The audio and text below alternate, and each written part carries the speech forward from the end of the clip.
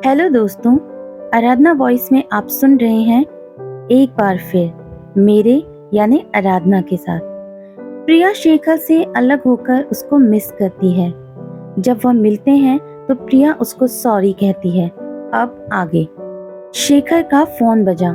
जो नाम फ्लैश हुआ वो रिनी खन्ना का था। शेखर ने फोन काट दिया।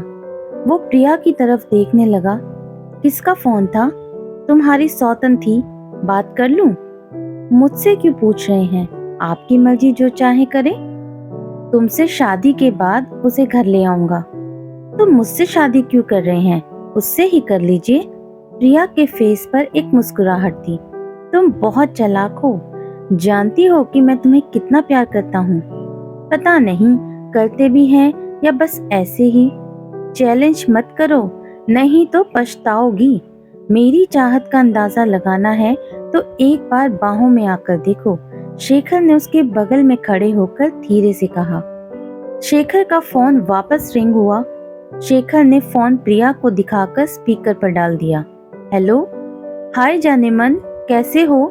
शेखर माय लव, उस लड़की के लिए तुमने रिनी खन्ना को ठुकराया। आखिर उसमें ऐसा क्या है? उसमें तुम्हारे जैसा कुछ नहीं है, इसीलिए मुझे वो पसंद है। समझ सकती हो तो समझ लो।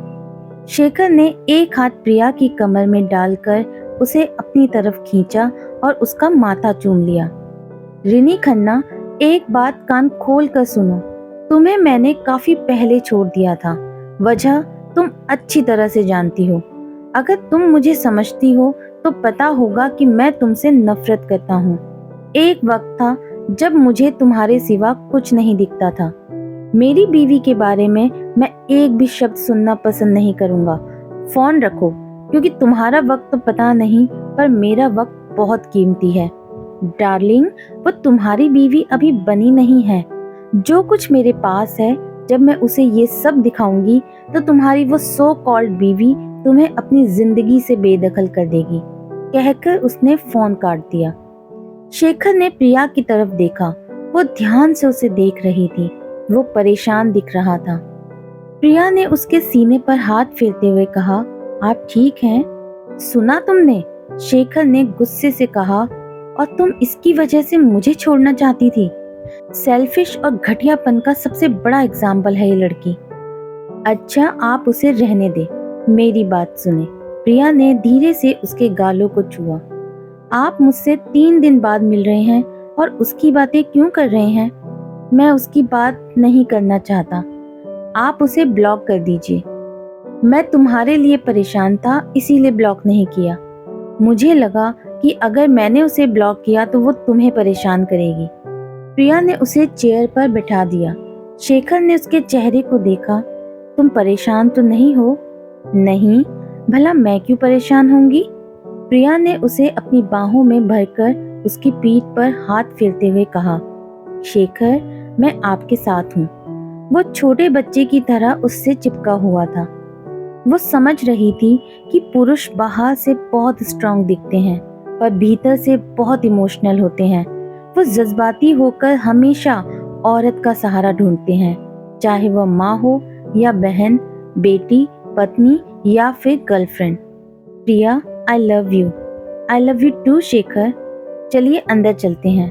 नहीं, मुझे ऐसे ही रहने दो, शेखर ने उसे पकड़कर कहा। यही कोई 10 मिनट बाद प्रिया ने कहा, चलिए ना, कोई देख लेगा। दोनों अंदर आ गए। समर ने शेखर की तरफ देखा। शेखर के चेहरे से उदासी हट गई थी। वो खुश नजर आ रहा था। तुम एक पैग लोगे शेखर? नहीं, मैडम ने मना किया है। शेखर ने मुस्कुराते हुए प्रिया की तरफ देखा। प्रिया का चेहरा लाल हो गया। समर समझ चुका था कि पैचअप हो चुका है। डिनर के बाद भी काफी बातें होती रही। वापस सब लॉन में बैठ गए। प्रिया ने अपने बालों को खोला और सेट करके क्लिप लगाने लगी। शेखर ने उसे इशारा करके मना कर दिया।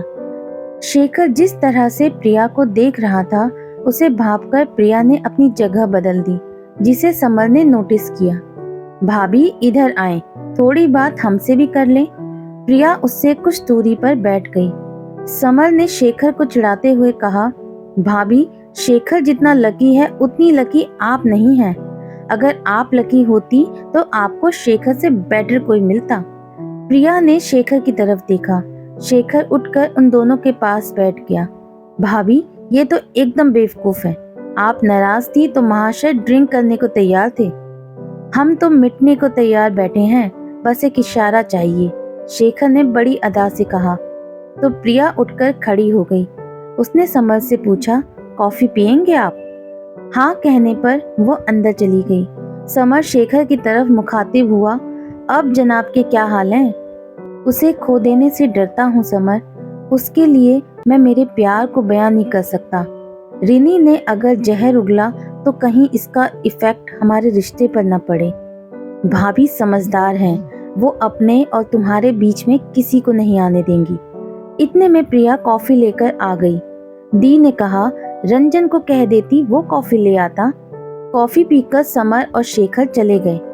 आज बहुत खुश नजर आ रही हो, दी ने उसकी तरफ देखते हुए कहा।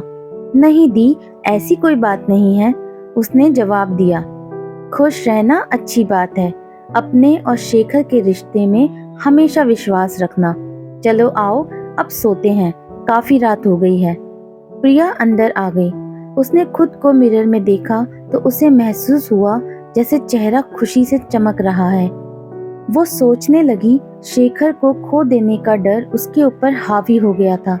ऐसा महसूस हो रहा था जैसे कि जिंदगी खत्म हो गई हो।